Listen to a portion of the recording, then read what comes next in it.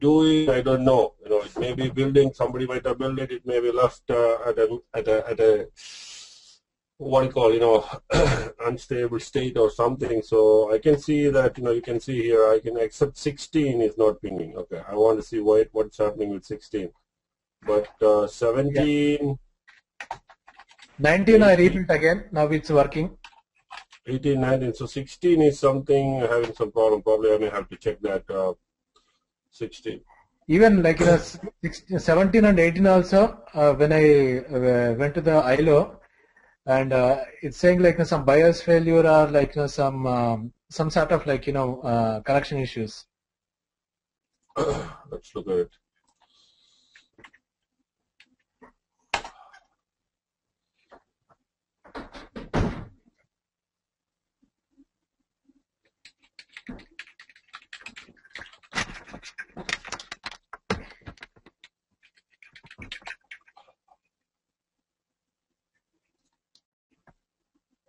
Now 19 with 98, I have again rebuilt. It's working fine.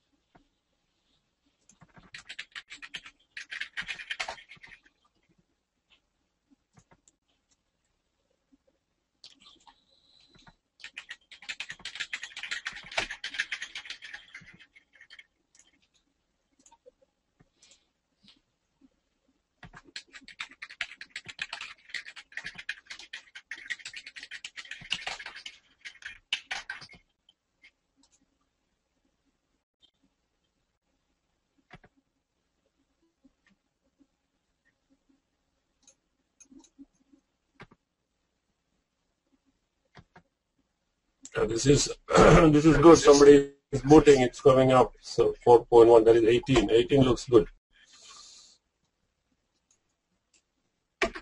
It is loading ESXi. So 18, I would say, is good. Let's look at 17.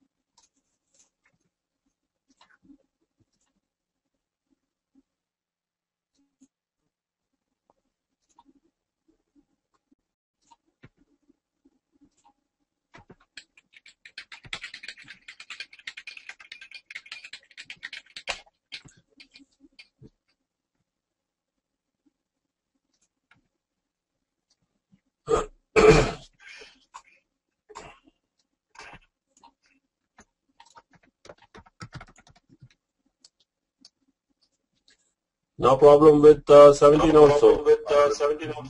5 is there. Who gave this? Okay, that's DHCP. Okay. So those servers are good. Actually, the problem is only with 16. I got to look into it. What looks like 16 is up, but the problem is 16's IO is not working now. I've seen that problem in the past, so I have to probably reset that connection. Okay. But when I used the host IP addresses, it did not work for either 17 or 18. What is that? When I used the host IP addresses, the host name or host IP, it didn't work. Okay, I don't know what you mean by use the host. Okay, I tried to log in using the host IP address or host name. You can log in only using host IP address. Other than that, what else you can use? Yeah, I mean I checked the host name also. Host name exists, but when I'm trying to log in from the vSphere with the IP address, it doesn't work. It was throwing the as a failure.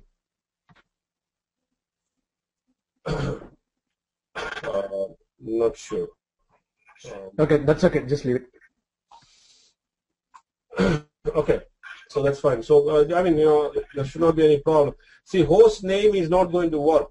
Okay, for nobody, host name is not going to work because it is not dynamic DNS registration. There is no dynamic DNS registration. What do you mean by dynamic DNS? Means when you build a machine, it is going to the DNS server and automatically creating an ID. That is not going to work. That will only happen if you are making your machine part of the Active Directory and things like that. Or you have to go to DNS and create that entry manually. So there is no question about in this class anybody is using a host name to connect to an ESX server. I just showed you the first day you can do like that. That's it. So you should always use the IP address of the machine. Now, before doing an IP address, so for example, ping 10.10.121, I just saw that one server. See, 121 is pinging. That is a ESXi server on 17 or 18, I believe. So, first you ping your IP address. So, what is the IP address of your ESX server? Can you ping it? That is the first step you need to do. Then you try with whatever it is, So, first thing you need to do is, can you ping? If you cannot ping it, then there is something wrong with the network card or something wrong with the IP address you configured or subnet mask or something you found. That is what you need to make sure. So here I can see that 121 is working. So that's an ESX server, ESX side. Okay. So let us proceed with what we talked. I'm planning to do the networking class finish today and then probably some VM's properties. And then tomorrow there is no class, and then Friday and Sunday we will probably try to cover the storage. That is what I'm looking for here. Okay. So, yeah.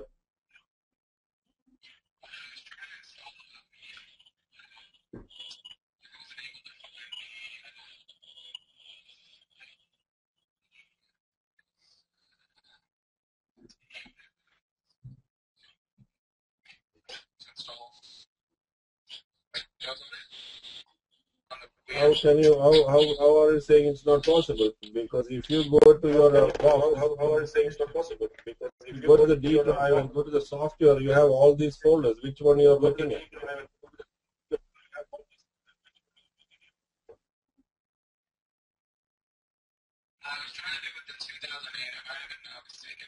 I have a 2008 ISO file here. I have a 2008 R2 ISO file here. Both are here. Everything is here. Okay.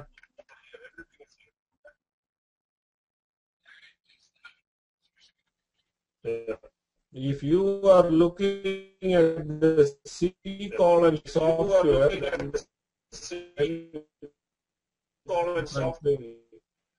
the C software, there is nothing as actually I put a text file here to go to the D drive.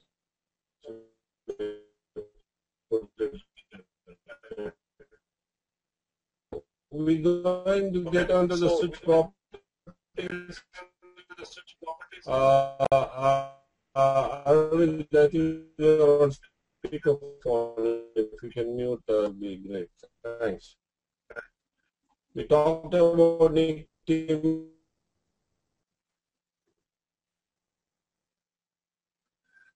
Much left here, I couldn't finish it yesterday. It was late, so probably like 10-15 minutes. I hope we will be able to finish this topic and then we can move on.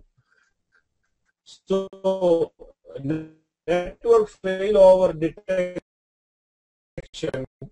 is a status only. There is one other setting called as beacon probe. This could be also an interview question. Mostly people ask what is beacon probing. So link status only is the default.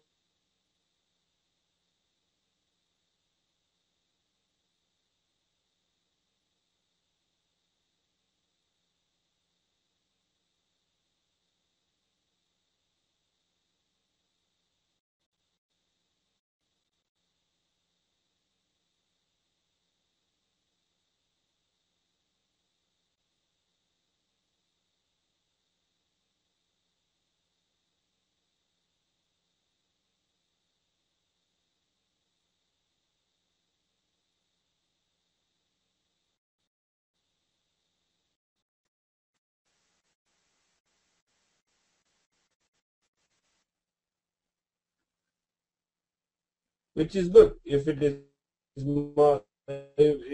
down, it will not send any packets through here. It will mark this thing as down, and it will try to send all the traffic through the other network. Okay, but what happens itself is down, or let us, if the switches, this connection is down.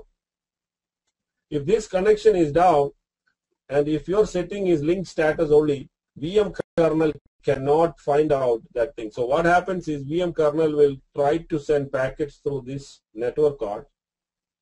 It will not reach the destination.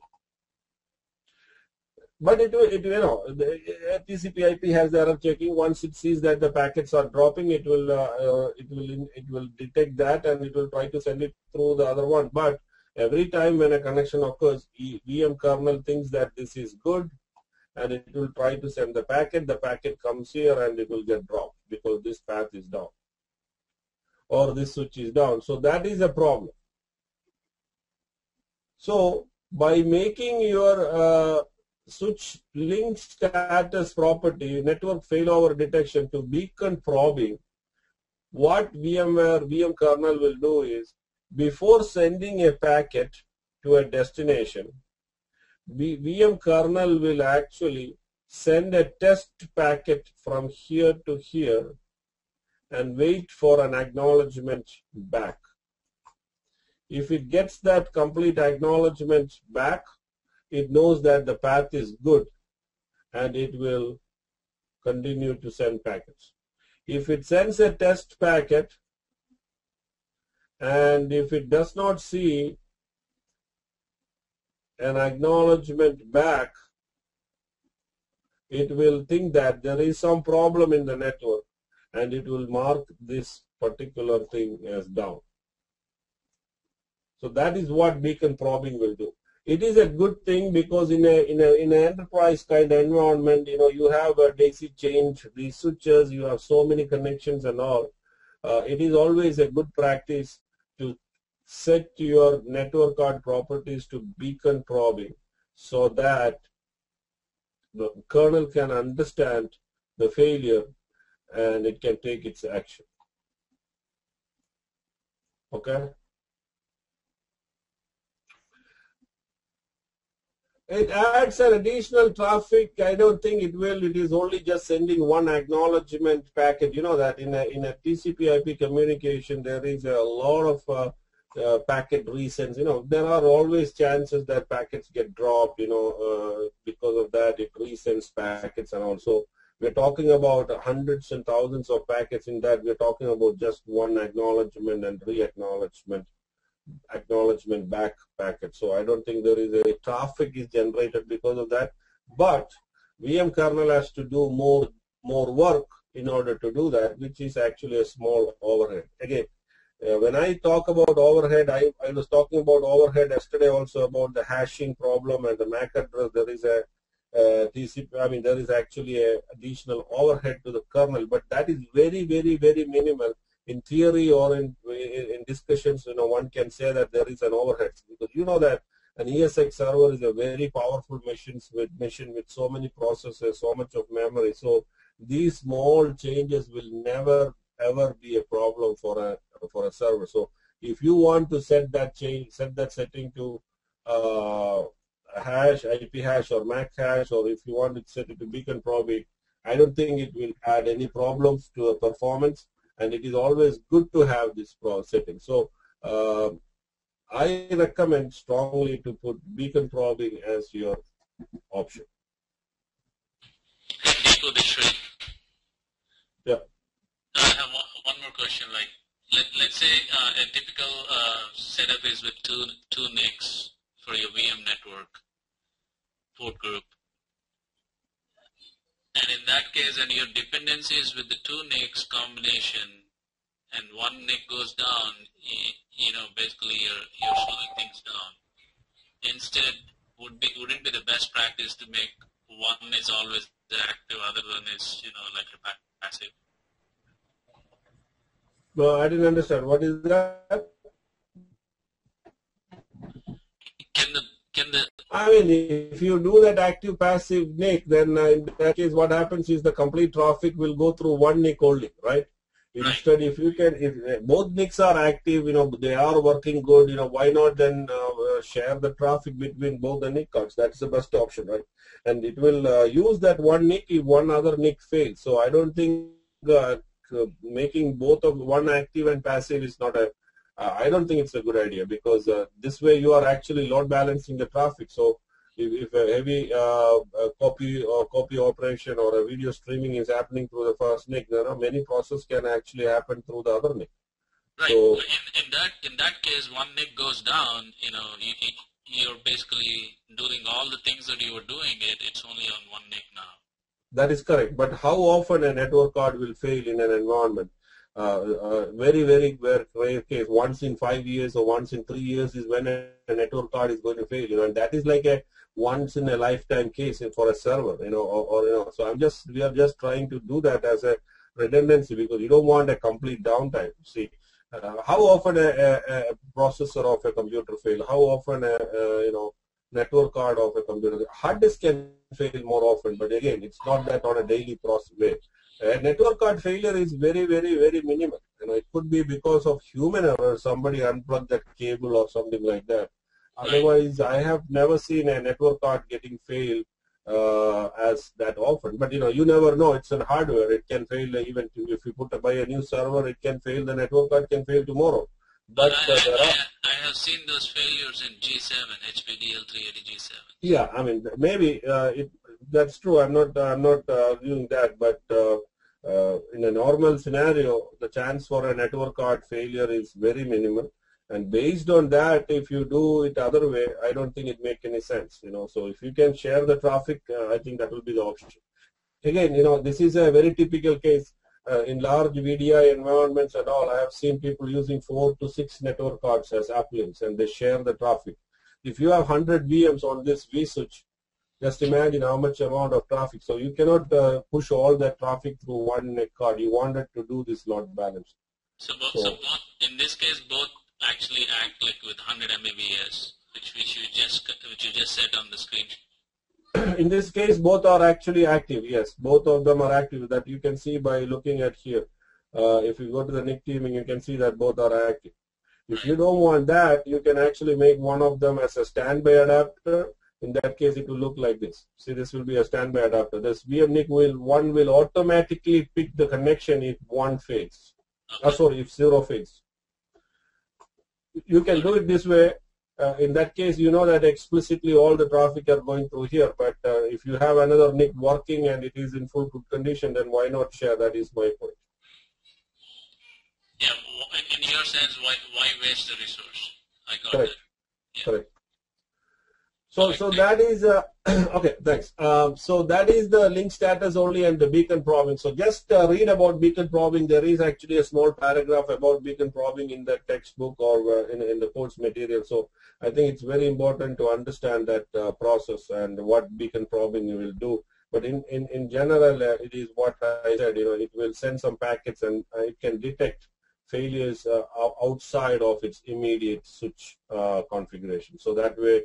There will be less packet drops. Otherwise, the packets will go here, it will drop here, and then it has to do a couple of TCP/IP error checking, and then it will make sure that, okay, that path is down, let me send it. It's not only that, there is another setting there that goes with this, which is called as the notify switches. Notify switch is by default is set to yes. This is the recommended setting. This is required for VMware's vMotion technology. If you have this set to no, vMotion may not work properly. So it is always better to keep notify switches to yes. What that means is notify switches act in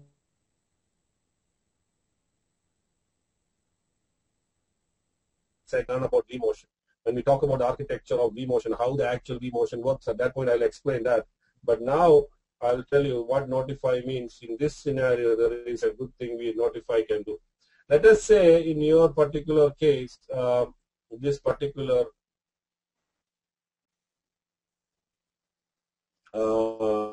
switch is down.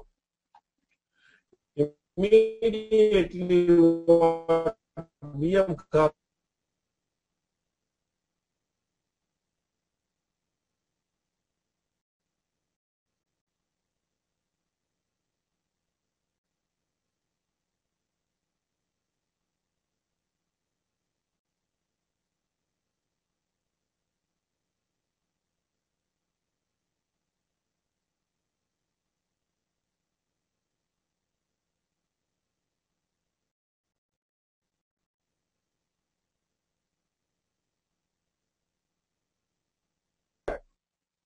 maybe a new connection will go through it, but the connections that failed over will never go back. So in a networking case, I would strongly recommend keep this as failback to yes, and that is the default option also. But there is when we talk about storage, that is something we're going to learn not next week, in the coming days.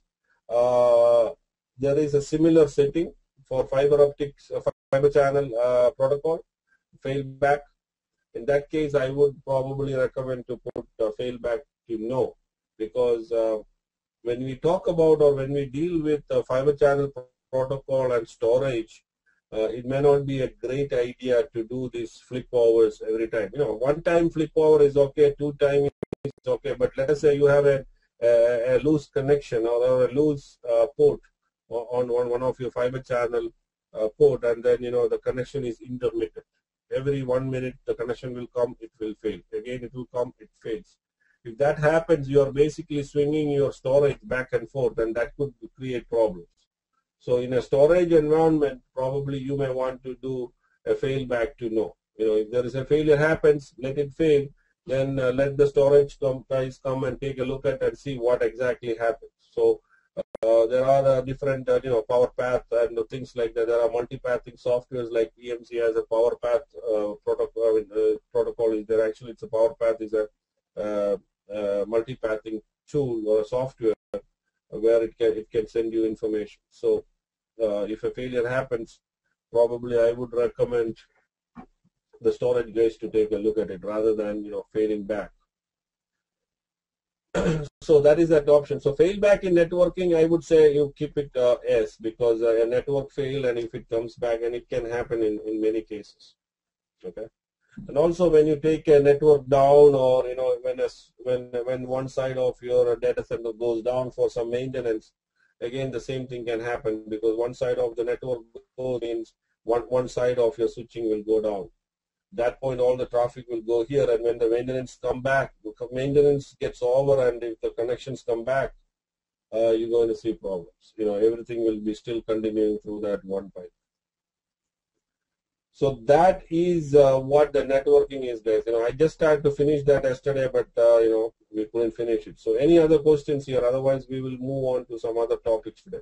So pretty much, I think the networking is completed. I would say the standard switch. Okay, there is another portion called the distributed switch. That is a different type of switch. I cannot teach distributed switch now because we have to have a vCenter to do distributed switch. Distributed switch is a switch that is created in vCenter, not inside an ESX server. It's a totally different type of a switch. There is quite a lot of topics to cover there. It is interesting. It's a very powerful switch. Maybe even powerful, not maybe, it is definitely even powerful than a vSwitch. So we will look into that at a later point. Okay. So create some switch, create some policies, and play around with it. That is very, very important. Okay. Give me a second. Let me just get some information here. Hold on a second.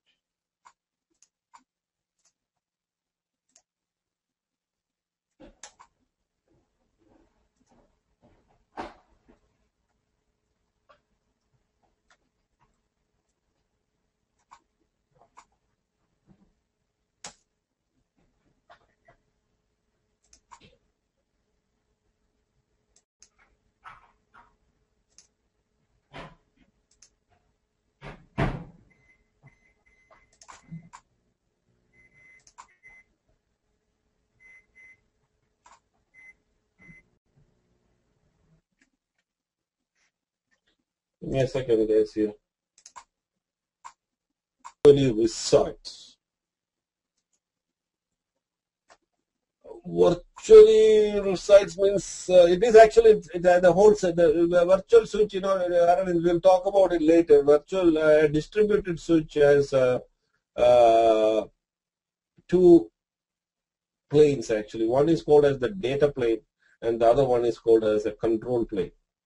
A control plane is residing on the vCenter, and the data plane sits on the individual ESX servers that are attached to it. So it's a combination of your local ESX server and the vCenter.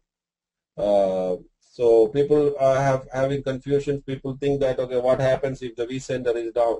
If the vCenter is down, there is still not a problem. You can continue to use distributed switch because the data plane sits on the ESX server. But when the vCenter is down, you cannot make any changes to a distributed switch. So we'll talk about it when we get on to distributed switch. So what I wanted to talk about here is today, probably I just wanted to go through some of the VM's properties, and then we will slowly start and get into the storage side. But before that, let me go through some of the VMs. I'm not going to go through a whole lot of things here. The one thing I wanted to show you here is VM's files. We didn't talk about that earlier. So you know that when you create a virtual machine, so when you create a virtual machine, see this, look at this VM. This VM is powered off, right? So if you go to the where that VM is, let's look at the VM4. If you go to the VM4, you can see that there are so many files here. This is not correct.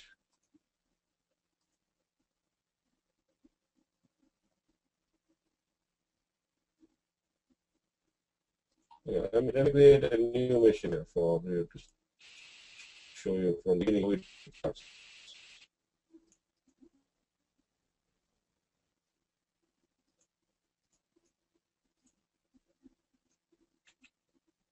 I'm putting a VM with as a 20 GB hard drive.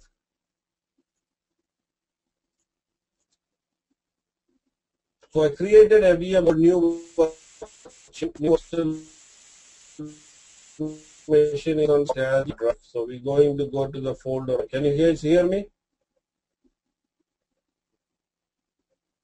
You're getting a little distorted when you change windows. Okay, I can see that my scanning is just started. Let me just stop that for a minute.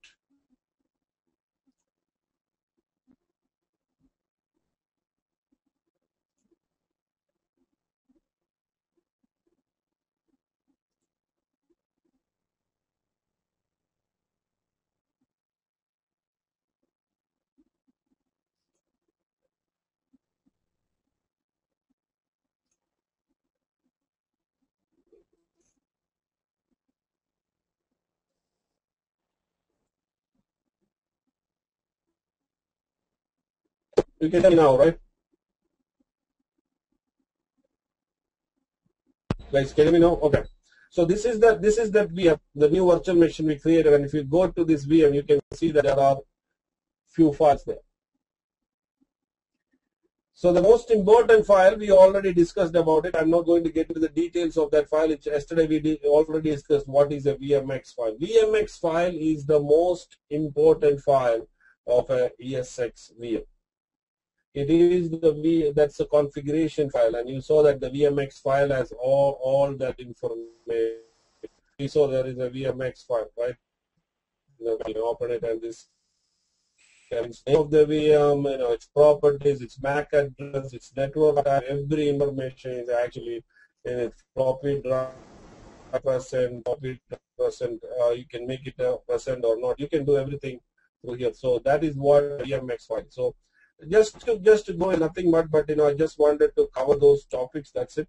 So basically, it is the configuration file of a VM, maybe the most important file.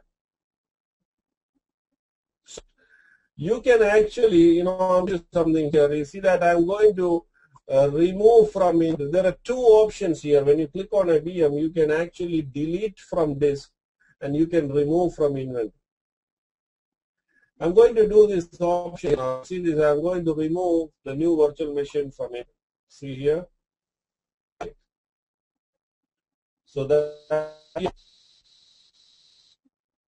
did that VM really gone? No, actually didn't. So if you look here, you can see that I just unregistered that VM from the host. That's all I did. But I know where that VM is. Where is that VM? We all know storage. So let us go to the storage. And that particular storage, you will see that folder there. See, that's the folder there.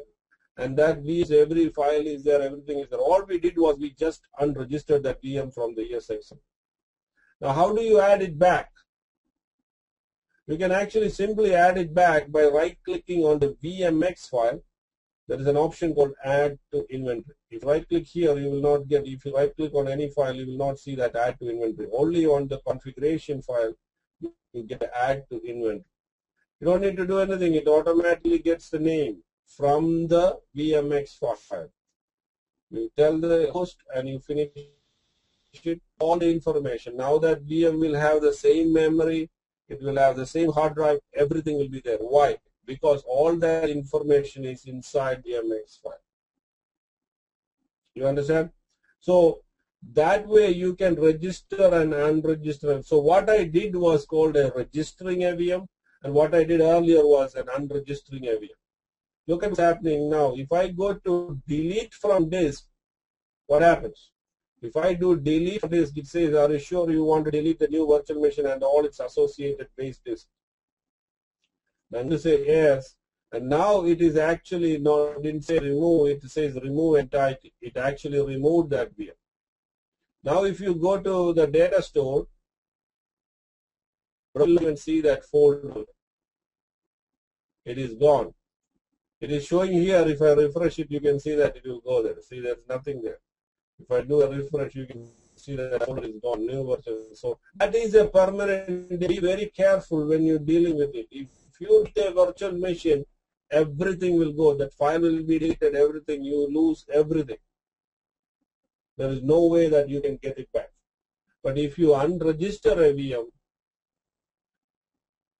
you will be able to get it back.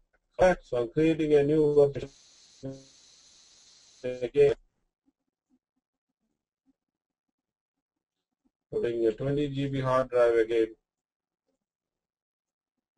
And I created that VM. It is creating. It takes a little to create the VM. And now we go to here. You can see that file with it. So by default, when you create, okay, guys, hold on. So I think there is some scanning going on. Hold on a second. Let me take a look. What is happening?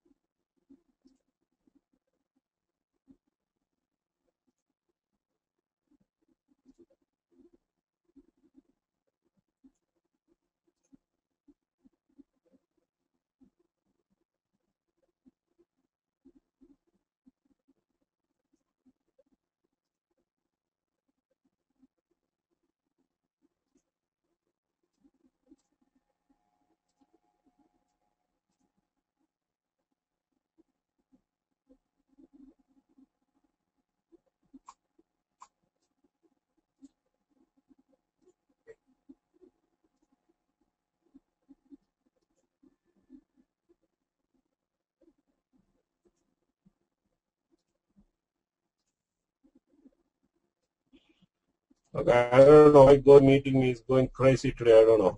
Okay, can you guys hear me?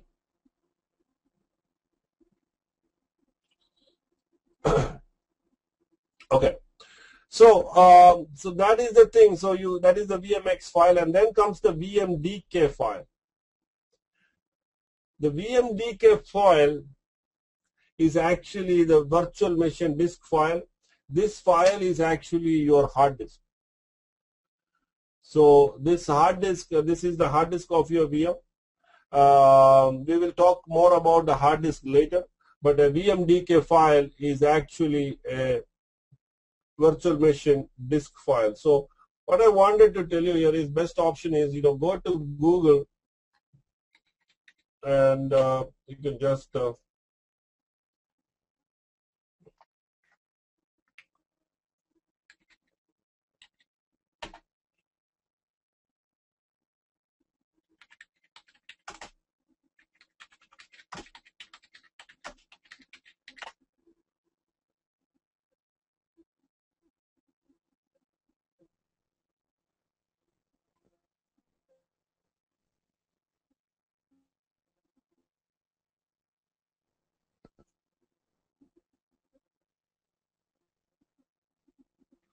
so this is the file. If you can take this link, I will paste it on the chat window.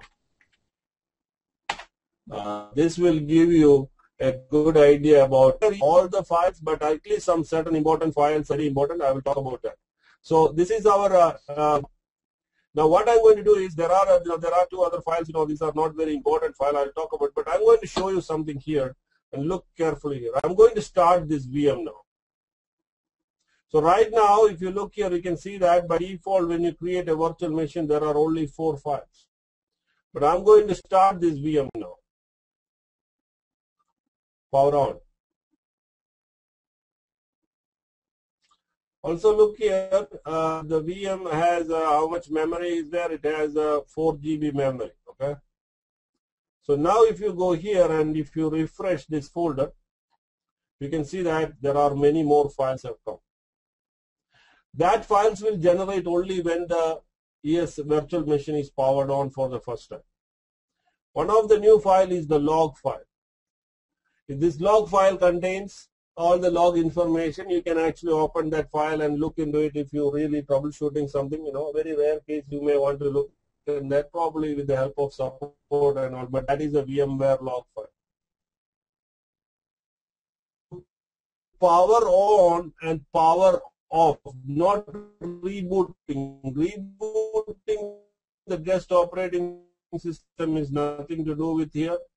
Every time you power on and power off a VM, sorry, power off and power on a VM or a VM, generally both are same. A new log file will be created. Otherwise, the same log file will be continued. You can see that another log file will be created. So you can see that I'm going to power off this VM now.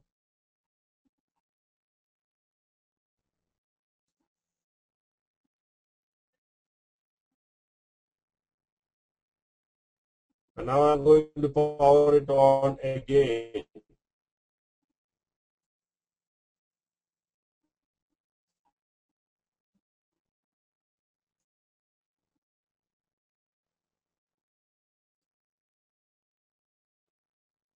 Now you can see that it has created a new log file and renamed the old log file as VMware 1. If you keep this VM for that only one log, a new log file will be created. This file, the dot is the BIOS, right? When that boot. So the NVRAM is actually your BIOS. Then there is another file. So that's it. These are sometimes people will ask you questions. That's why I'm just going through it. It is not that very, very important things, but it is very good to understand how a log file will be created. What is an NVRAM file? VMX and VMDK are definitely will be questions. Sometimes some people will ask you NVRAM file, log file, or sometimes somebody may ask you, tell me what are the files that are part of a ESX VM. You know, these are the files, so you should know everything. That way you are solid on what you're saying. The another one is called as you can also see that every file except the log file, all the VMs, the file name start name of the VM. There is also a file called new virtual machine.vswp file. And you can see that the size of the file is 4 GB. What is that? That is actually the page file of your VM or the virtual memory of your virtual machine. That means when there is memory problem, this file will act as a virtual memory or a page file for your VM. Every time a virtual machine is powered on, the SOP file will be created. And it will be equal to the size of the memory of your VM. If your VM size, memory size is 2 GB, this is going to be 2 GB. There is a new SOP file. This is actually started with ESX 5 onwards only. And that is actually the memory overhead. It is actually for the kernel. It is a totally different file. It is actually for the memory overhead file. This is not very important, but this is the main file. So I'm going to power off this VM now.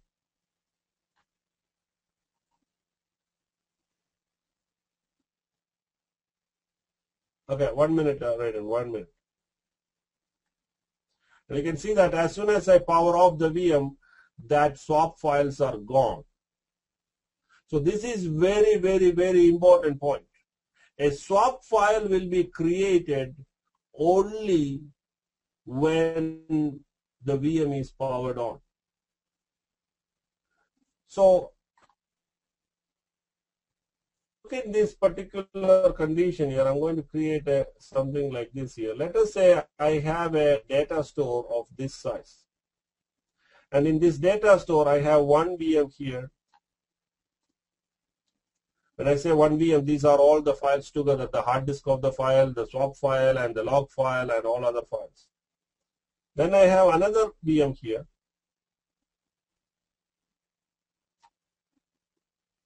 That is another VM, which is also powered on. And then there is another VM I have here.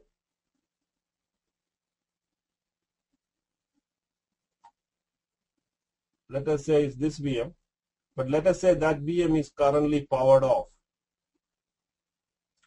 And this space left on this data store, okay, the space left on the data store, let us assume that is probably 1 GB is left. 1 GB free space is there on the data store. This VM is currently powered off. This VM has a memory configured for 2 GB. Can I power on this VM? It's a question. Why can't you not? Why you cannot power on? That VM is already there. It's already pre-created. Right? And he's saying you can.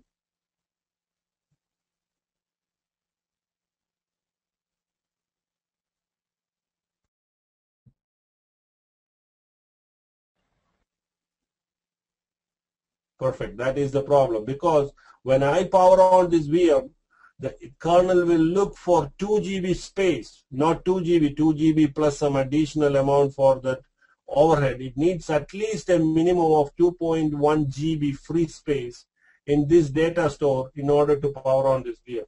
So in this kind of a condition, if you try to power on a VM, you will get an error message. It says cannot power on. So don't get surprised if it happens.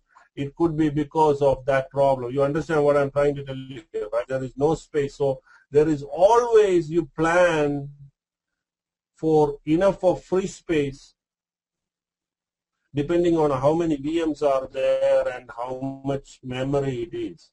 You can power on this VM in this case. How can you power on this VM? Can anybody tell me? The only way to power on this VM is reduce the memory to 512 MB. If you can reduce it to 512 MB, can I power on that VM?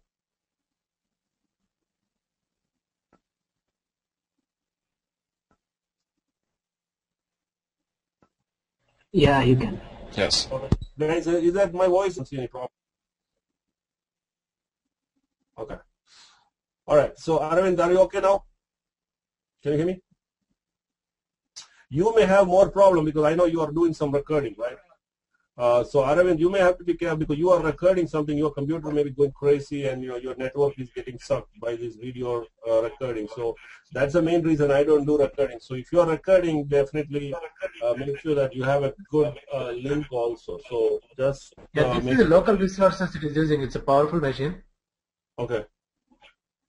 I don't know. Maybe it's an internet connection. Everybody will have, and especially it's 9 o'clock and all. If your PCs will have a antivirus and all, it tends to do the scanning. My machines all start around 9 o'clock. That's why I get this problem. Anyway, so that is one thing I just wanted to explain. So you know what that means, right? So when you power on a virtual machine, it will create that thing. So now you see, if I reduce the memory of this VM, we can reduce that memory to 2 GB. And now if I power on that VM, you can see that the what is that?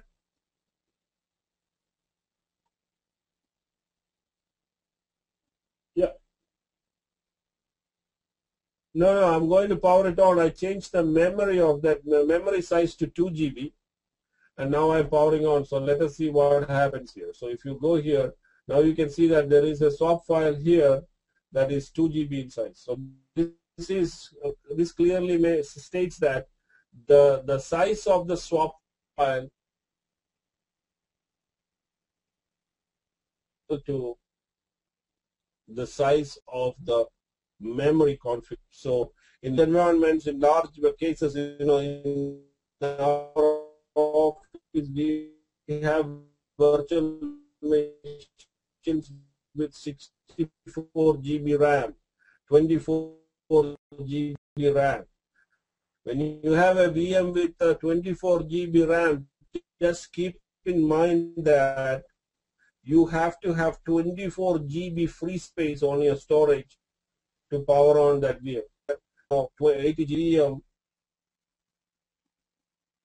VM will not power on. Guys, are you guys having problem now, or everybody is having problem? I don't know.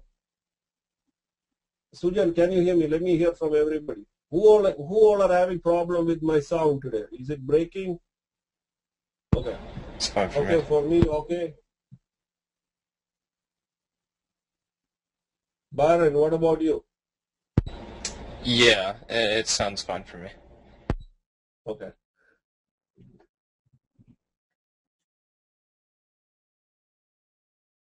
Are you using a wireless connection or a wired connection?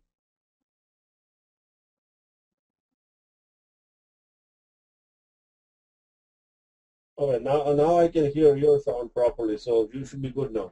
All right, that's fine. If it is a big problem, let me know. Okay. Okay, so that is what the other file is. Okay, that's also an important thing, the swap files. So here, if you go here, it's everything clearly mentioned here. It's actually, this is the file that stores the state of the virtual machine's BIOS. That is the NVRAM file. The log file is this is the file that keeps the log key VMware activity. VMDK file is your disk file. And there is actually this file is not needed. This is actually, they're talking about workstation case, so it's not applicable to us. So there is a VMSD file is there. VMSD file, you can see that it is actually 0 KB. That is the file that is used to store something called a snapshot. So we will talk about snapshots and all later. At that point, I will show you how the snapshots will work, where the files are stored. That is actually meant for storing the snapshot information. Snapshot is something like a point in time backup of a VM. So if you want to do something, let's say you want to install a particular software, you don't know before installation, you can take a snapshot of your virtual machine and you can continue with the installation of the new application. If everything is good, you can delete that snapshot and you are continue to work. If there is some problem, you have a choice to go back to that snapshot state, that is the previous state of your VM just before you try to install the application. So that's a very good feature, great feature. Not only that, VMware Snapshot is also a feature that is heavily used when we do the backups of the VMs and all. So we will talk about snapshots later. At that point, we will talk about the snapshots at a later point. Okay. What is the best practice to store a VM, local data store or storage? Of course, the best practice is to store the VMs on a centralized, shared storage. Nobody will store VMs on a local storage. In this current environment, whatever we are learning, we only have local storage. So we are working and learning with the local storage. Once we start learning the shared storage technologies like IceCasey and NFS, we're going to build VMs on NFS and we're going to build VMs on IceCasey. I do have IceCasey and NFS storage here. So we will create VMs in those shared storage rather than local storage. But right now, we are only dealing with the local storage. But that is not the ideal thing. You can create, but that is not highly recommended. In a real enterprise environment, nobody creates VMs on the local storage. The VMs are supposed to be created on a shared storage, and there are reasons for it. There are particular reasons why you want to create it on a shared storage.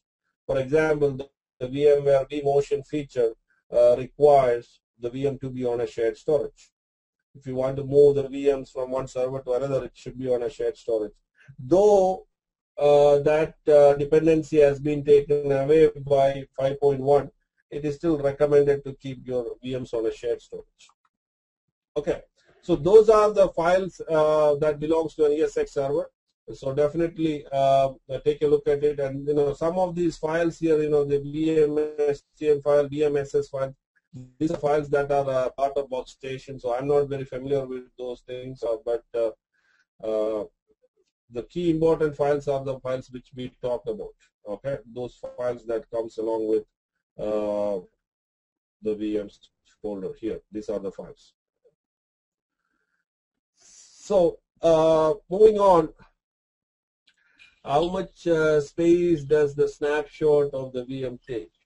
When you take a snapshot, funny, I will talk about that later. I don't think it's a good time to talk about it. That is a big topic. There's a lot of confusion. When you take a snapshot, actually it will be 0 KB. There will be maybe like 21 KB or something. There is nothing. A lot of people think that a snapshot is like a backup, but that's not the concept. The snapshot concept itself is wrong. I will explain that in very detail with pictures and all when we talk about it. Okay. So snapshot is not something like taking a backup. Snapshot is actually a different type of a concept. Can we move VM server to another machine? Which file is that? Who asked that question? There is nothing like VM server. What is a VM server, Sujat?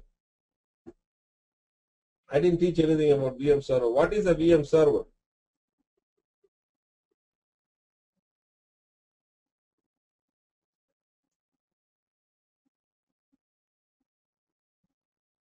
Image, file, software. What?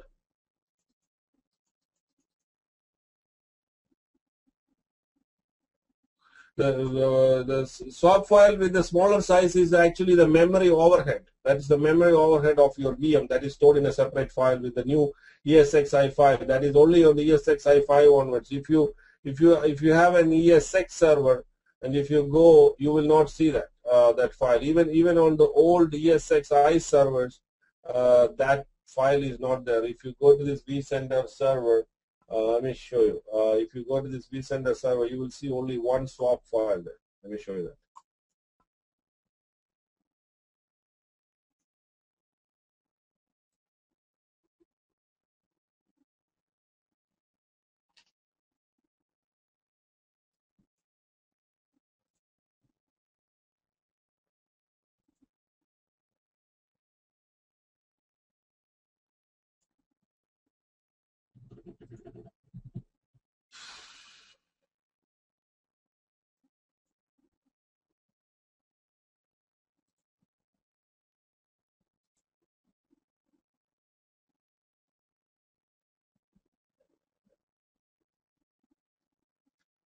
Damn slow.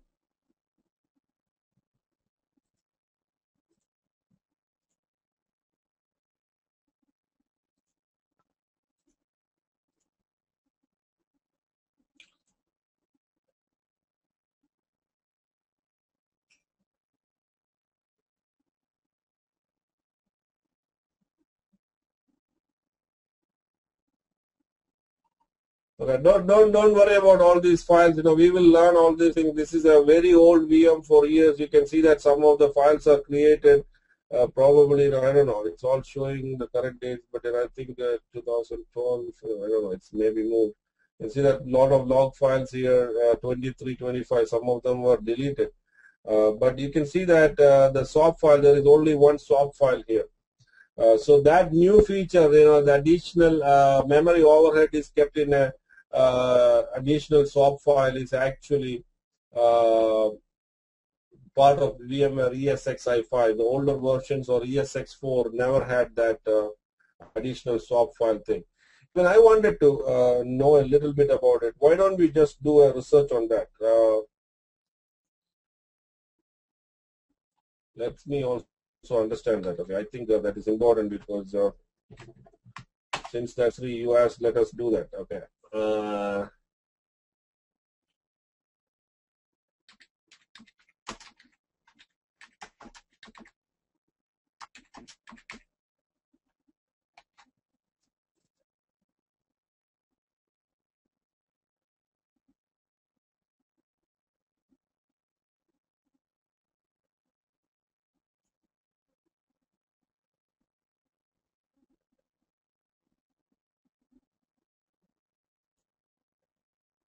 See, these forums are very, very useful. Okay, you guys should keep it the practice of going here and looking at everything.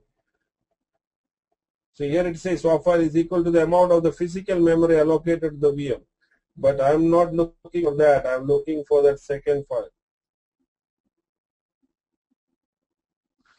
So there will be guys like this, you know, they will have these many badges and all. They are experts, so you should look at their answers mostly.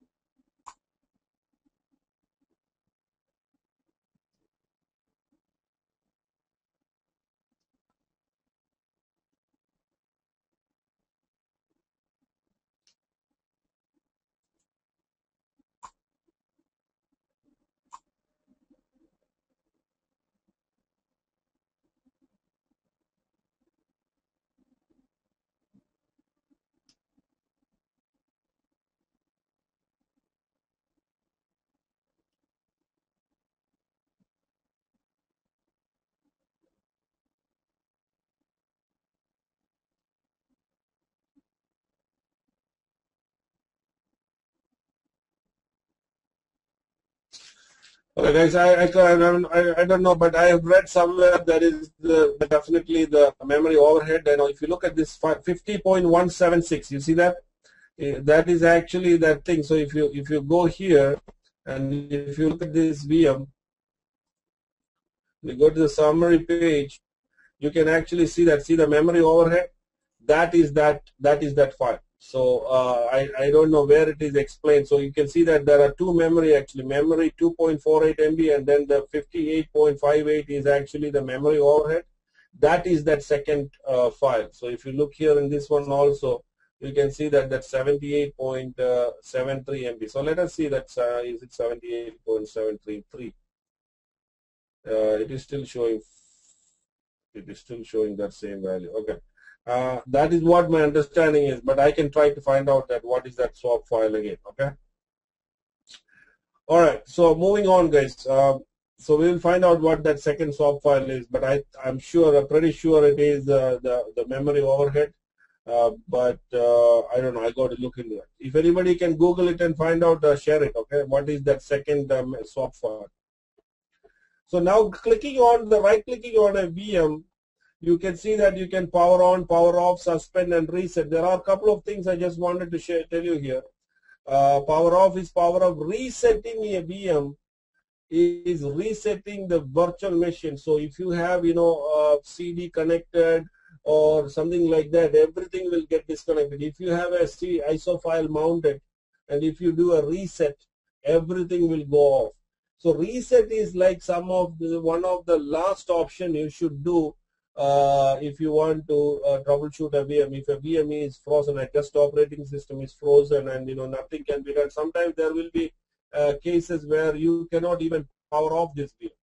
If you click on the power off button, this will not work. It will be like frozen.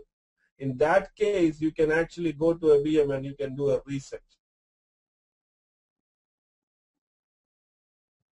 Okay, somebody has put that here. Memory overhead is the amount of memory that is required by ESX for housekeeping that's affected by the amount of memory conveying the number of CPUs if we can change. That is not what we are looking for. That is memory overhead. We are asking about that second swap file.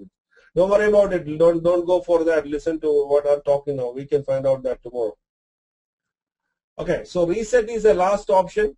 Don't go for that. But if you want to restart a VM or something, you should actually use these two options. Now you don't see that shutdown guest, restart guest. When you have a guest operating system inside this, you will get that options. Okay. You can actually do a Control Delete from here. You can send if you don't have to press Control Alt and insert. You can actually do Control Alt and delete from here.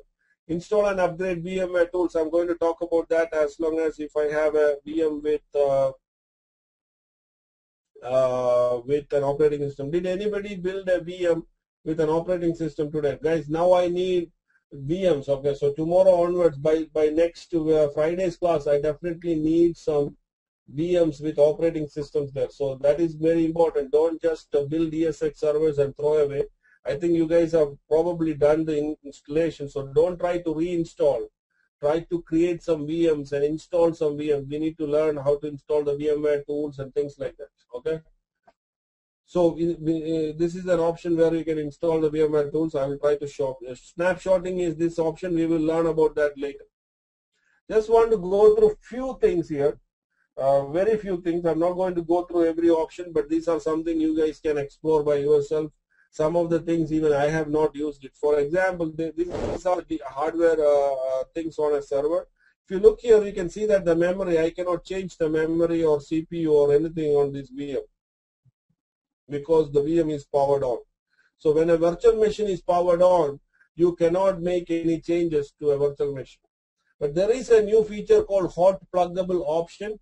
If your operating system supports now the newest Windows 2008 R2 and all supports hot pluggable memory and hot pluggable CPUs, in that case you can actually add memory and CPU when the virtual machine is on. I will talk about that.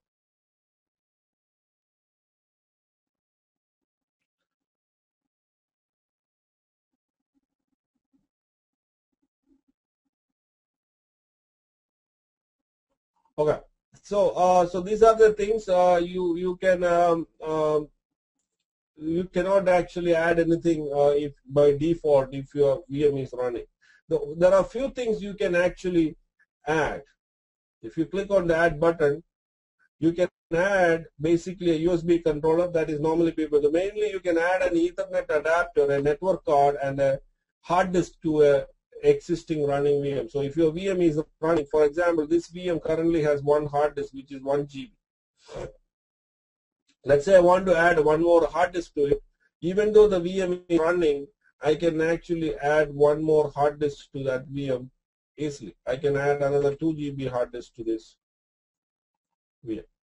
And if you click OK and you go back,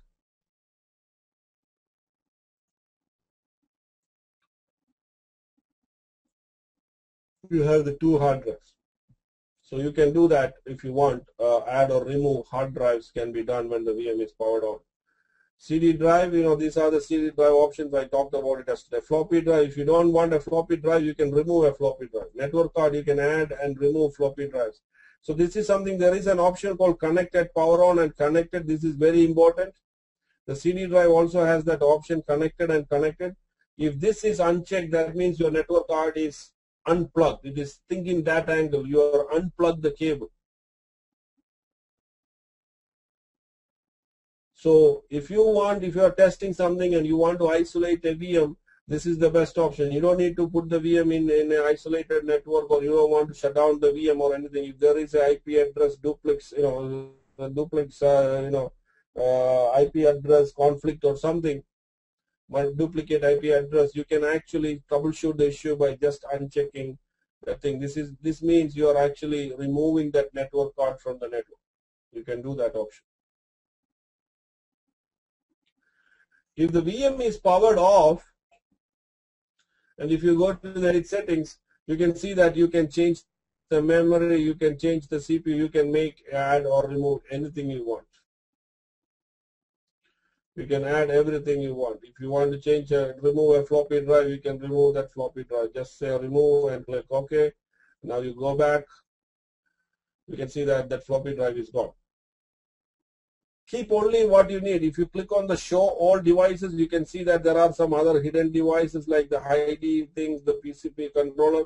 These are already some hidden devices. You should not be removing that. These are used by the VM for some of its communication. It's not that important, but if you really want to see something, you can actually click on the show all devices. But these are the main devices that you may want to look into.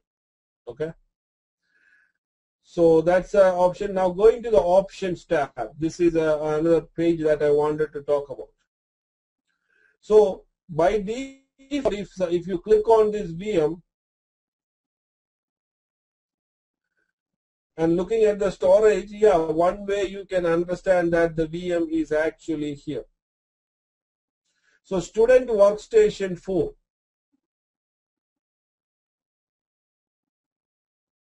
This VM is currently in this storage, correct? Now, if you open this storage, you can see there is a folder for student workstation 4. This folder is called as the working folder of a VM. A VM's working folder is called, a working folder will have all these files. The files were the VMX file, the NVRAM file, and the swap file, and the log file. That folder is called as a working folder. I wanted to show you something here in this. If you look at this vCenter VM,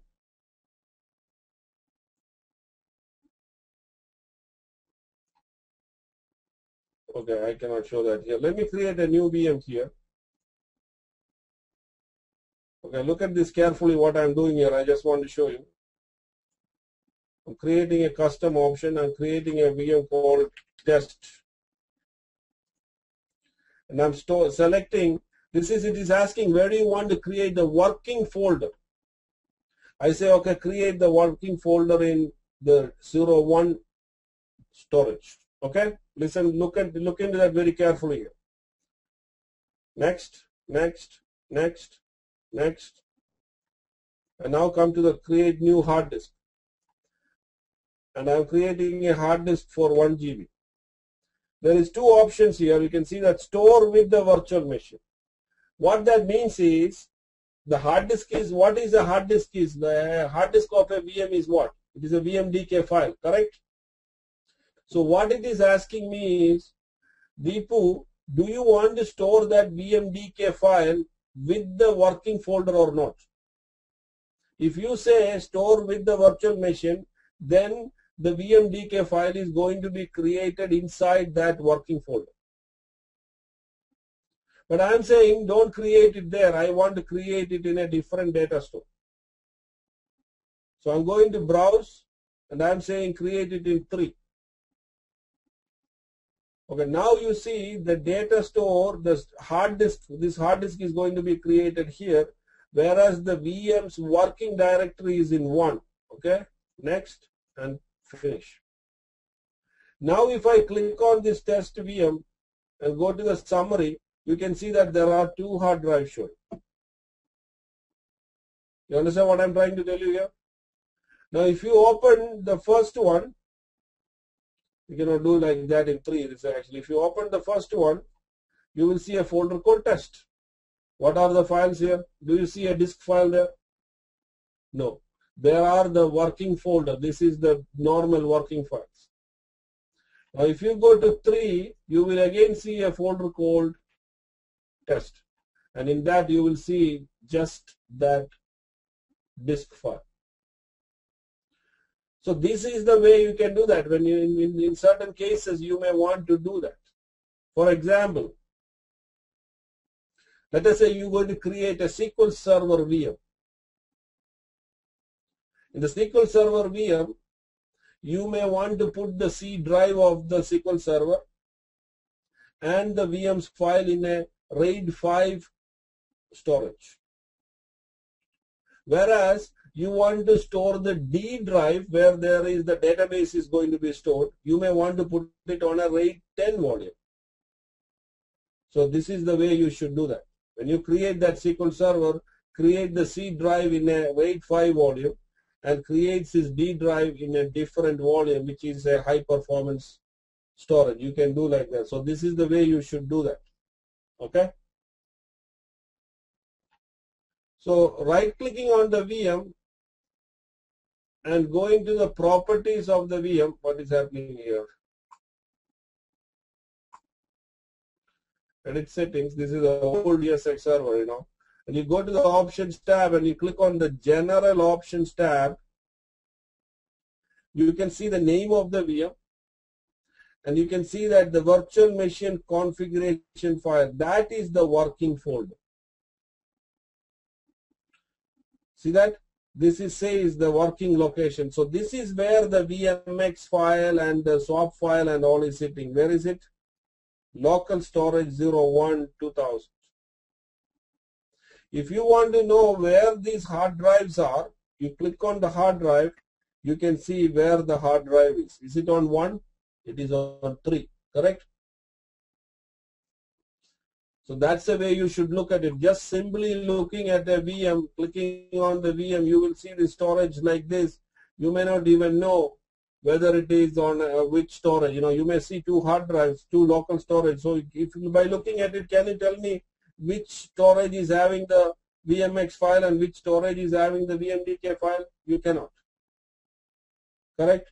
So in that case, it is very important to know how you want to look at those options. Okay, so that's why I'm saying. But in cases like this where the hard drives and the VMX file are stored, you will only see one storage. When you see one storage, you know that everything is in one folder. If you go to 4, you can see that the VMX file and the VMDK file and all are in one location. This is not a bad idea. This is what you can do. But in certain cases, you may want to put or you may want to split the working directory and the hard drives in different folders. So that is the general options tab. These are some VMware tools, general options, power controls, you get all these things. I don't think you need to do anything. These are some general options of VMware tools. But what I wanted to show you here is there is something called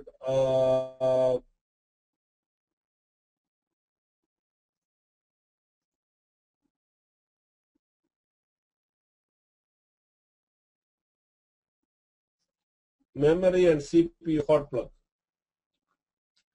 You can see that by default, when you create a VM, disable memory hot add of the virtual machine and CPU hot add. These two features are actually disabled by default. But if you think that one important thing you need to understand, many operating systems does not support hot add memory and hot add CPU, meaning when your computer is running, when your VM is running, you cannot simply add memory. I know, Aravind, you text me this question probably a week ago or something. So when your VM is running, and let us say it is running Windows 2000 or Windows 2003 or Windows XP guest operating system, it does not support hot add feature. If you try to add a memory or a CPU, the whole system will blue screen. But Windows 2008 R2, Red Hat Linux latest versions, I think it supports, and few other operating systems also support hot add feature, which is very required. It's a very important requirement in today's world. In today's world, it is not possible to restart a VM, because of the application, requirements and all. Powering off a VM to add a memory or something is not at all a choice. There is no other choice. So they wanted to have the workload to be running all the time. So sometimes in a cloud elastic environment, people may want to add more memory to a server during the business hours and take that memory and give it to somebody else during non-business hours. So when you have these features enabled, you will have the hot add feature. So it is reconfiguring that VM. You can see that reconfigure virtual machine has happened. And now if you power on this VM, I don't know, we'll see that. I think it will work now. So now that the VM is powered on, and if you go to edit settings, you can see that the memory and CPU options they're allowing you to change it. You see that? You can change the memory now to 6 GB, not a problem. And you can say, okay. But if your operating system inside this VM, if that does not support that feature, what happens? It will blue screen. You will be in a bigger shit than what you had before. So be very careful when you do that. But ESX Server 4.5.0 onwards, it supports hot add features.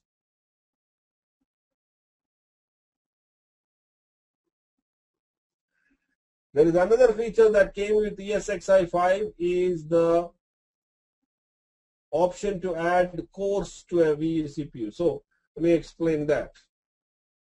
I'm just giving you some options, guys. I don't want to start a new topic today. Probably that's why I'm trying to do all this. These are not very important things.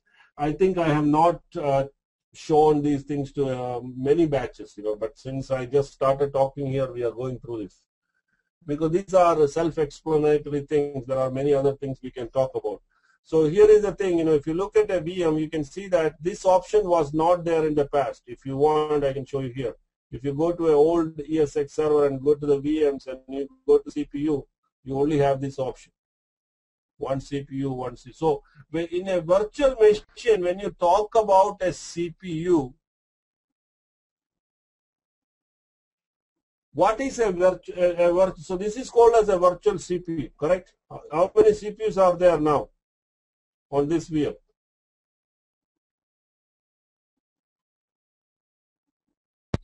It's one.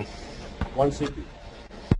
If one CPU is equivalent to what? In a real physical world, what is that equal to? One. Equal to one what? One CPU or one, what is that? One socket or what is that? One socket. Actually, no, it's one logical core, right? It's a core. It is equivalent to one core. Okay, Satya, that's not correct. One socket. We talked about socket. I'm not going to go back to that topic here. A socket is the main thing, and a socket can have many cores. So a one CPU, a core is equal to a CPU. That is what I said. So this is called as a vCPU. So in virtual world, we talk about two things. One is called as the CPU. in a physical world, and in a virtual world, it is typically called as vCPU, virtual CPU. So a virtual CPU is equal to one core or equal to one CPU. A socket is a totally different thing. A socket can have many CPUs, right? Many cores. So when somebody talk about that, you need to understand that a CPU is equal to a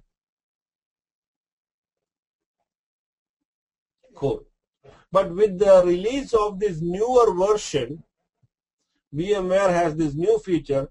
You can have vCPUs with sockets. So here what I'm doing is, I have one socket, I can make that into a quad core or two core. So you can do like that. See, I have one socket, but in that one socket I have 4 cores. See now how many processors I have on this VM?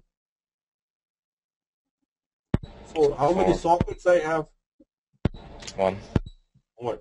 So you may be wondering why the heck it is. Why can't they give directly 4 CPUs? Correct? Why do we need to do this circus? Instead give one straight away, give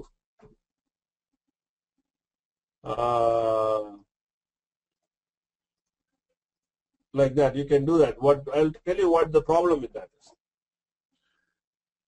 Some operating systems, there is a licensing issue. For example, Windows XP supports only one socket. You cannot have 2 sockets for Windows XP. So if you want to give, and also it also supports only 2 processors. According to Microsoft licensing, Windows XP can support only 2 processors.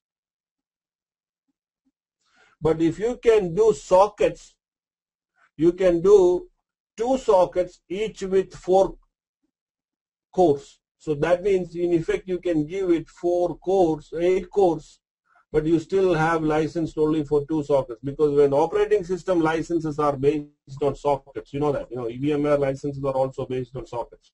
So that is where that thing will come into picture. Windows XP, if you want a Windows XP to give 4 processors, if it was the old day, it was never been possible. But with today's technology, with VMware, this method, you can give. Let us assume this is a Windows XP machine. I can select one CPU, and then I can give it 4 cores. This way, Windows XP thinks that it is only one CPU, but actually you are giving 4 CPUs. Because Windows XP licenses are based on sockets. You understand?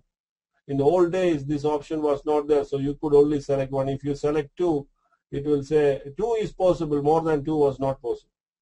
XP case. XP supports 2 sockets, but more than 2 is not supported. Okay? So that was that feature. So just understand. So you understand this hot plug feature also. Boot options. There is a couple of things. There is a new boot option. I'm not going to talk about it because you can read about it, guys. I think it is very simple to understand. I don't know on top of my mind how to explain this. By default, 99 in our office, 100% VMs are using BIOS as the boot option. But there is something called EFI. Anybody heard about EFI? EFI is a different technology for booting. It is a new booting method that is being identified, that is being now started taking the market probably in the next 3-4 years. I think EFI is probably might take the market. I don't know where it is going. EFI boot.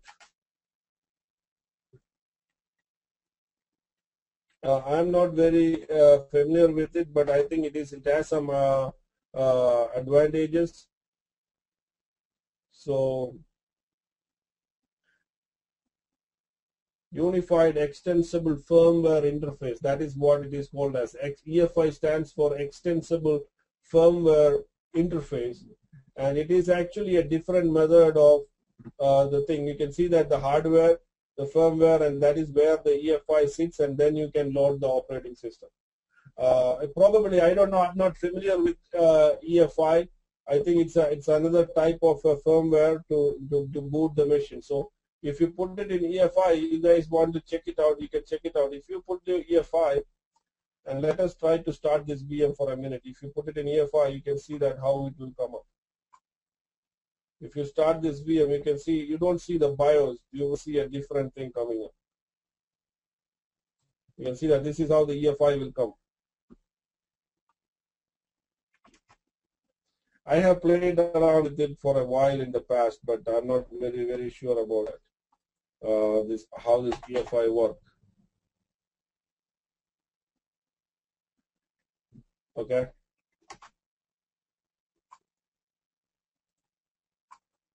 Maybe we can do something here. Go to boot options, EFI.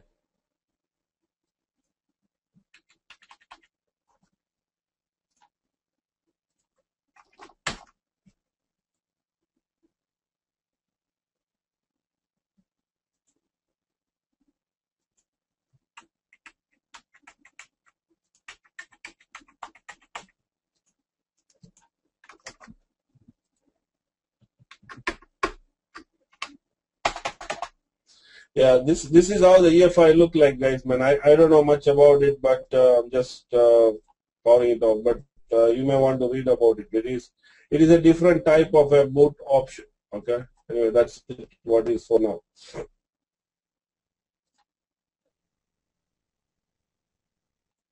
So BIOS is the default, and I think all the power on boot delay. So you know that normally if you have a BIOS, you will not get the option to press F2 or anything to get into BIOS. Now if you see this comes up, you will get that press F2 option. See that it goes in fast. I think 1000 is not enough. I'm going to change that value to 10,000. Boot option value. I'm going to put one more 0 there. Or let me put this at 8,000. And now I'm going to restart this VM. You can see that the BIOS, you can see that I'm getting that 8 seconds to press F2. So now I have the option to press F2 slowly, and I can get into the BIOS and all. Otherwise, it is actually 0 seconds and it will go very fast. So if you think that you want to get onto the BIOS all the time, you may probably want to make that change on the boot delay. This power on boot delay, you can change it to a value which is acceptable to you. Okay. If you want your computer to start with the BIOS, when it starts first time, you can use that option. So that is an option also. These are CPU ID mask. It's not, let me power off the VM.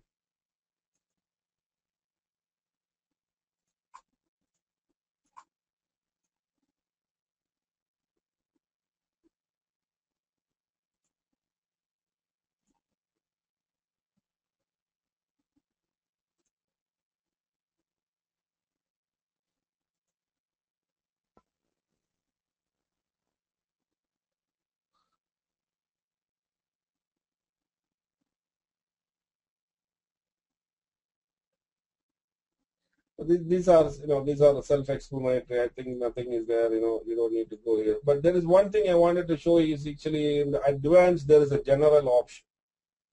This is again an advanced setting, but sometimes you may want to come here and do certain things. I'm just showing you that. If you go to the advanced tab and go to the general, you will see there is an action called configuration parameters. If you go here, you can see some of the advanced settings in your VM. These are very important things. These are actually important values of your VM. I'm not going to go through everything, but you can actually change the NVRAM file. See that the name of the thing you want to change it. You can make many changes. It's something very similar to a VMX file. There are many settings you can do that. But again, on top of my mind, I'm not remembering many, but you can see different KB articles and all. For example, I don't know, I'm just trying to see this. VM SCSI Ethernet, this is the thing. Let us take this particular value here. SCSI SAS WWD. I don't know what is that. If you really want to know it, I would say Google is always the option. And there you will get a KB article to go there.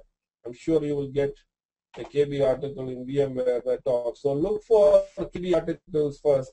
If you don't find any, then look at other options. But here itself, VMware community, somebody is talking about. SCSI is equal to this thing. This parameter is only used by the LSI SAS controller. It is configured automatically. Do not set it. So you see that? So it is configured by the LSI SAS logical controller. I know what has happened. If you look at the VM and if you go to the SCSI controller, you can see that it is actually an LSI SAS. So that is that setting. That particular value would have set that particular value. Okay. So this advanced configuration part is very important, and there are many things you can do here. Sometimes, if you want to add new entries, sometimes I have seen that I had an option for in the past. If you want to have this core option, multiple core. You remember, we add the CPUs by we add the CPUs. You can now in ESX5 you have the option to add sockets and cores. In the past, you didn't have that option. Remember, in the past, if you go to a VM, you don't have that option, right? If you have a VM, you don't have the option to add cores to a VM. You can only have this option, right? You don't have that option of selecting sockets and cores. Let us say you want to do that on this VM.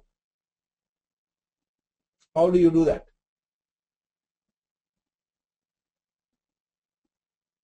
So there is actually a KB article. I used to do that in the past, but I'll show you. I don't remember. It is called SCSI ID, processor ID. Add multiple cores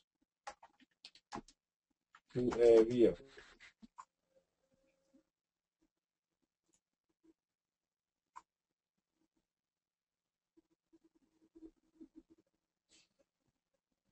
This is the one. So that's a KB actually.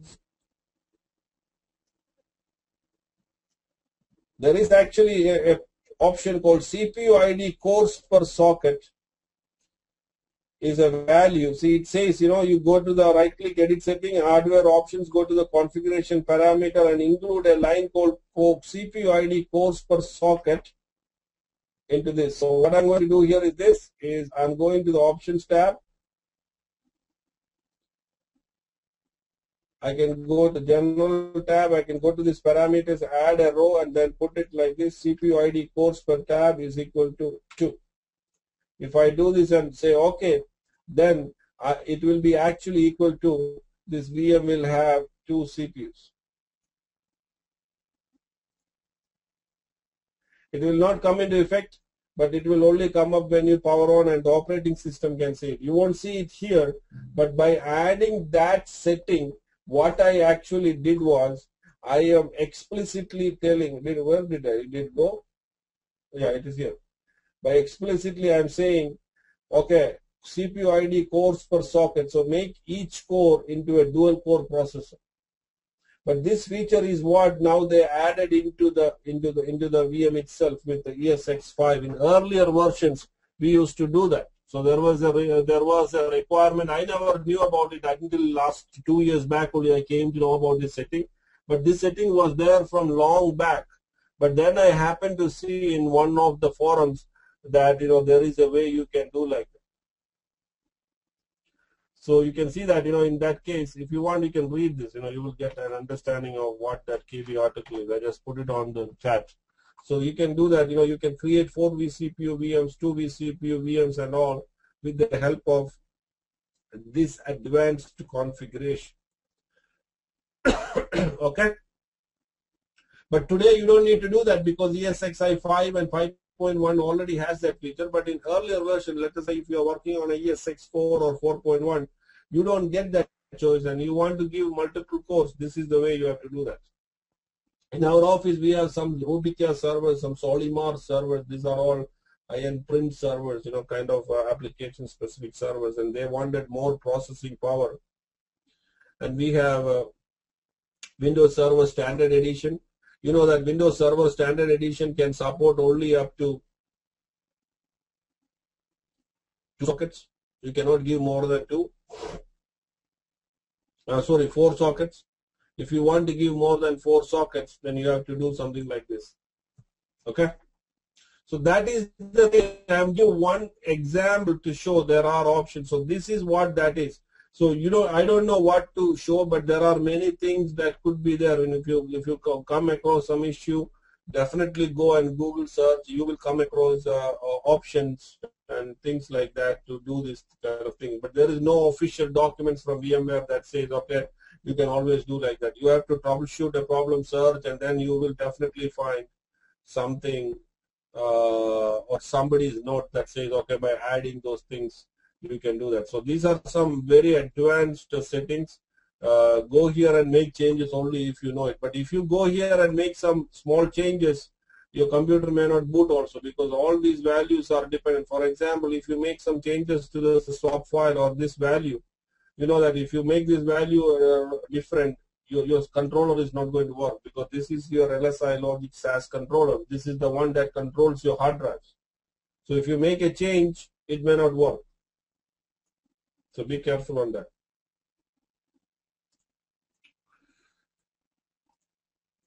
All right, so I think that is what it is. I don't want to, I don't think there is anything more here to talk. This is a swap file location. By default, it uses the same thing. If you want, you can always change it. We will talk about this when we get into cluster. The swap file, that the swap file we talked about, it actually creates on the working directory of the VM. That is the default. But if you want, you can specify your swap file to be stored in a different location. For example, in latest servers, you come with SSD drives. So you may want to put, yes, I am definitely stopping at 10:30 today. That's why I'm just roaming around with this. Otherwise, I would have started storage earlier. So I don't want to teach anything today. So I thought I would spend some time to make you guys understand. I know it's not that very interesting today, but this is also important. So I thought I'll talk about it. So swap file location can be changed. You can change that to a different location. In some cases, in some heavy hitting virtual machines or heavy use virtual machines, I have seen that people are putting the swap file location and pointing it to a SSD drives. Many ESX servers or storage itself, the latest VMAX and all comes with SSD storage. So you can create a location and you can point your swap file to that SSD, which will be much more better and faster than your normal storage. So you may want to think in that angle. One more thing I just want to show you. So here is one thing I want. I know we are only 15 minutes, guys. Just let me tell you one thing. Friday class, I need at least that 3 servers. I know, so I will try to fix 16 tomorrow. I'll make sure that that will be up and running tomorrow. So build ESXi 5.0 or 5.1. It is your choice. No ESX servers. Build ESXi 5 or 5.1 on all that 4 servers. And I want you guys, each one of you, to create at least 2 VMs. Okay, at least 2 VMs. Whether the ESX server was built by Sri or Aravind doesn't matter. Byron, you can go and create a VM on Byron's thing. He is not going to do anything. You go and create a VM like this. This is what I want you to do. Go here. Create a VM. Okay, win2k8 underscore x64 or x30, 32 underscore Byron underscore 01. Create a VM, install x86 Windows 2008 on it, configure it with an IP address, and make sure you put a password. The password you can put as, I think you can put a password is actually something like new user 1. You can do that, new user 1 with a capital N. That will cover all the requirements. It has a capital letter, it has a number, and it has more than 7 characters. So that will meet the security requirements for Windows 2008. Or you can use something like welcome 1 with a capital W. That's also an option. I would say create a welcome 1 for all your passwords in Windows and Linux operating system. So create VMs like that and make sure that you have a VM for everybody. I want to see everybody can build VMs. I haven't seen Gene working. I haven't seen Sujanis doing I think Byron, I think Samrat, I never seen. Fanny, you are not building here. That is not possible. Okay, you got to build VMs here. Okay. Because if you want to test it, otherwise you will not be getting machines. So please build some VMs here with your names on it. Okay, it may be a little pain, I know, but you have to build it. There is no other choice. We've got to do it. I cannot build VMs and show you all the things. So please build with both operating systems. With I think you can select one Ubuntu and one Windows 2008 or 2003. I want from everybody VMs. It can be on any ESX server, but please build it, and going forward, don't rebuild the ESX servers. I think Sri has already built one. Arvind has built one. So the only machine that is left is whatever is there. That's fine. But I think 17 has a DHCP IP. You may want to change that to a static IP. Whoever is going to work on that machine, change that IP address to a static IP address, and now start building VMs. Once you build a VM, you need to install. I know the performance will be bad. So what you need to do is, I don't want to show in that. Let me see, I can show you here.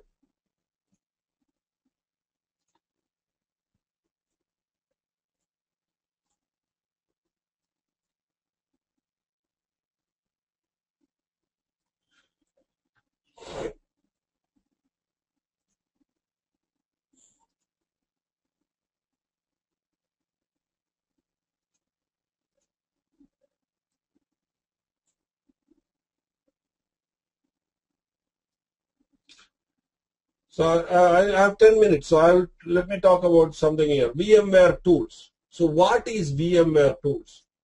That's a very important thing. Okay. VMware tools. There is nothing much rocket science there. VMware tools is actually nothing but a set of drivers. I think I mentioned that earlier also. VMware tools is a set of drivers that will enhance the performance of your guest operating system. VMware tools is not meant for your VM. VMware tools is meant for your guest operating system.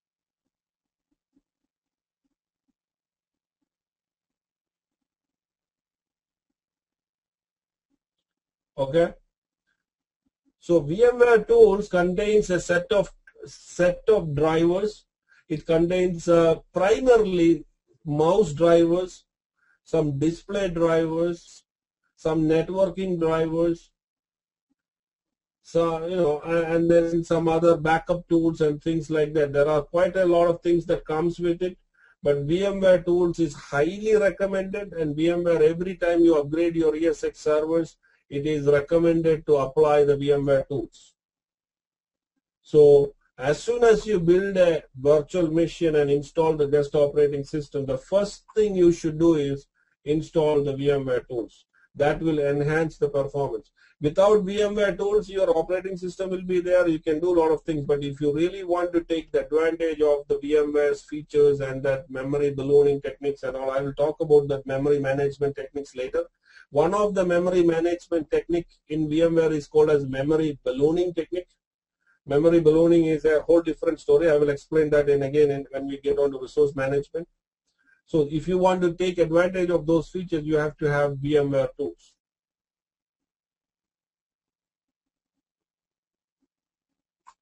So we have to install, yes, in VMware tools needs to be installed on every guest operating system. So first you install it and then you install the VMware tools. I'm going to show you how to install VMware tools. It's very simple and very easy to do that.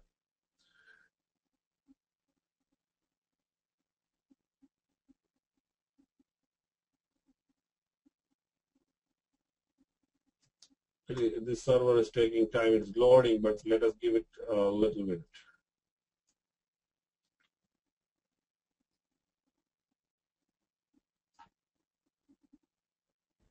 These tools are different for different operating systems. What is that? Is that VMware tools are different for different operating systems? Otherwise, it is actually different. For every operating system, it is different. The VM kernel will detect that for you. You don't need to worry about it. So I'm going to log into this server. I just want to show you. You don't need to log in to install actually. You can install VMware tools right from here. You can go to here, go to guest and say install and upgrade VMware tools. So I have some problem here. Let me do this later. Let me fix this. This VM has expired. My license is gone, so I have to reinstall this actually. Let me just do a thing here.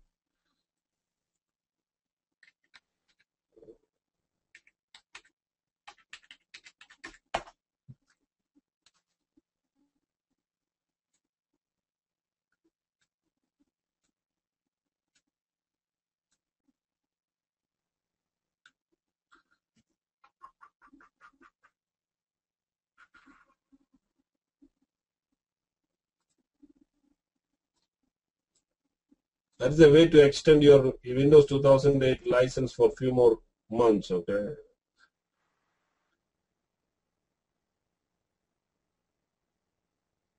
It is having different licensing scheme and all. You know that it is using Mac operating system and all. So what is that I wanted to show you here is this.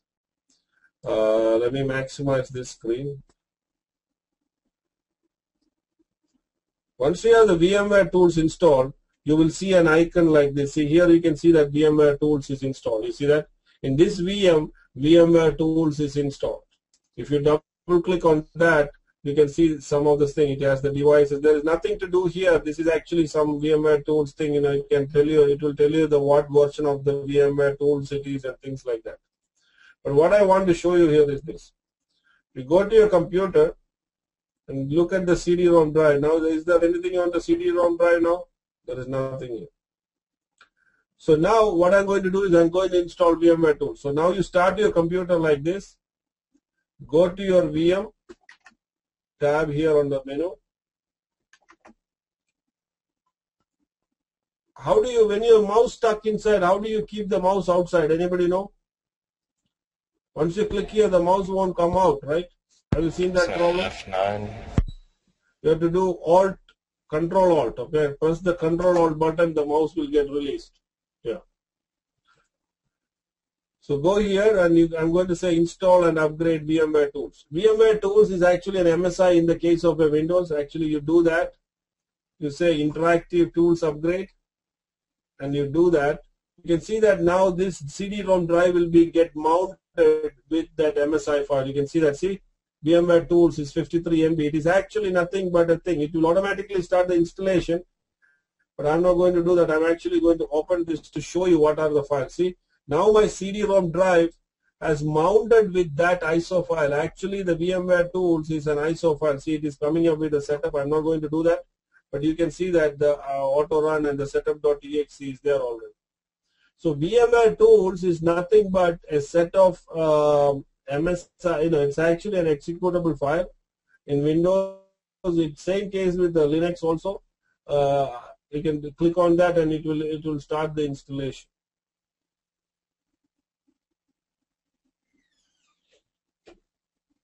So please install VMware tools. It's a reboot. And very important, when you are in a real company and you're working, do not install VMware tools on a Windows 2000 or 2003 servers without.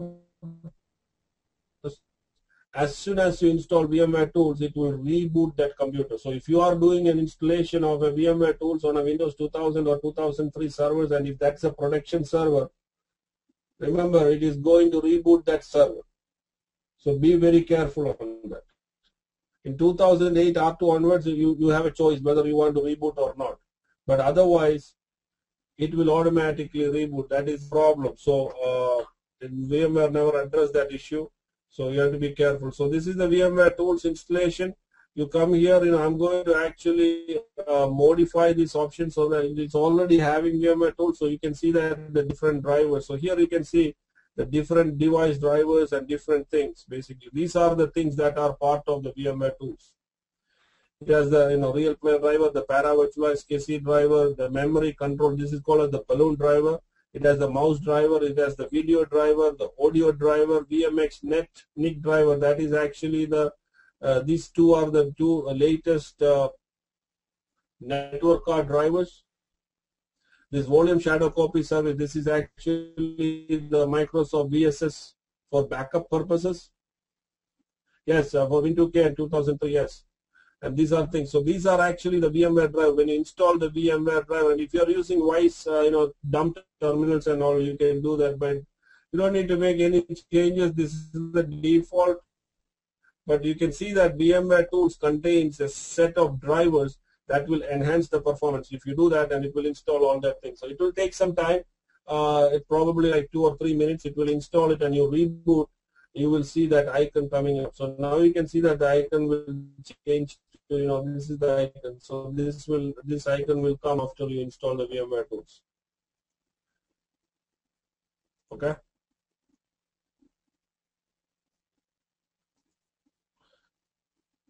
So that is how you install VMware tools. But it's for installing the VMware tools on Win2K and 2003. Best practice is install the tool.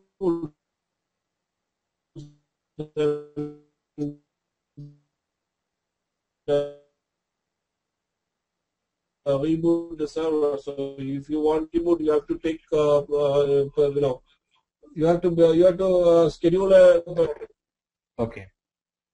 There are some command line options to suppress it. I think it is all way outside the scope of it.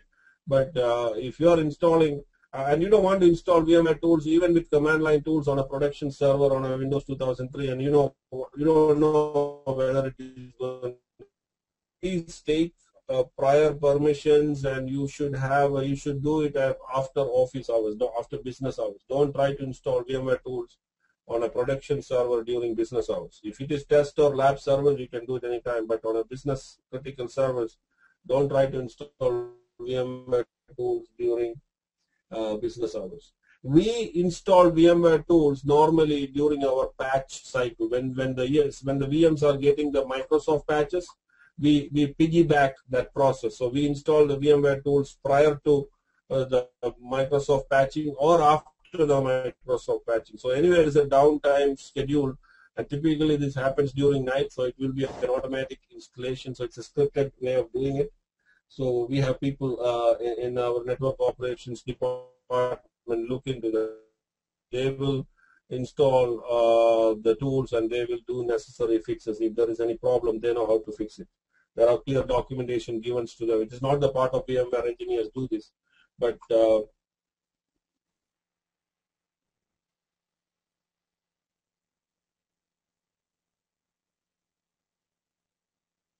step you need to do is install tools. Server 4, and you upgraded the ESX server to 5. It is highly recommended to upgrade the VMware tools. At that point, if you go to this VMware tools icon, if you click here on the VM, here in the summary tab, it says VMware tools is running, or it is current, or it requires upgrade. Here it will tell you whether the VMware tools is there or not. Okay, so VMware tools is very important, and make sure that the VMs you are building tomorrow, at least all the Windows servers, make sure that the VMware tools are there. Okay. So Thursday class, there is no class tomorrow. Friday we have class, and we have Sunday class. We're going to start storage. Definitely you should not miss it. That's a very, very important topic. We'll be starting with fiber channel storage. It is more theory. There is no fiber channel in my environment things. And then we will learn vCenter. So before North Carolina trip, I actually wanted to install vCenter and attach all these servers. And then once I come back, we will start talking about clustering and other things. Okay. So guys, I'm stopping here unless